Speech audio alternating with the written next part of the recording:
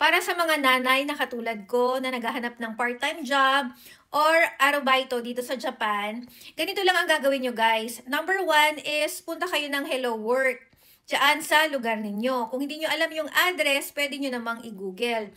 Kung dito kayo sa Yokohama, nakatira na katulad ko, yung office ng Hello Work ay malapit lang sa World Porters. Sa tapat lang siya ng Akarenga.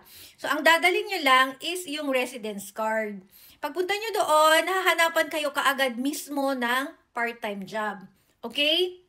Number 2 naman is, gamit yung inyong cellphone, no? Pwede nyong i-google or i-search yung example, part-time job in Yokohama. Pagkatapos maglalabasan na dyan guys, yung mga employment platform or website, katulad ng Indeed. Indeed.com. Yan yung pinaka-sikat or number 1 na job site dito sa Japan. Meron ding Townwork, Recruit, Baitoru, at marami pang iba. Ang gagawin nyo lang guys, magla-login lang kayo. Example sa Indeed, ang ginawa ko dyan is nag-login lang ako, nilagay ko yung name ko, pagtapos yung email address. Okay?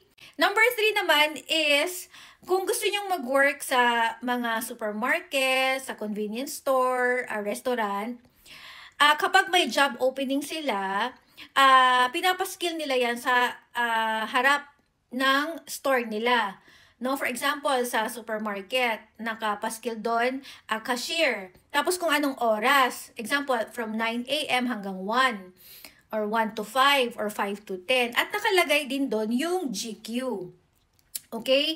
Tapos guys, ang may advice ko lang, lalo na sa mga nanay na katulad ko, no, kung maghahanap kayo ng part-time job or ng arubaito, no, maghanap kayo yung malapit lang sa bahay nyo. Kasi guys, diba tayo mga nanay, pagtapos ng work, katulad ko, after ng work, dumadaan pa ako ng supermarket, namamalengke ako.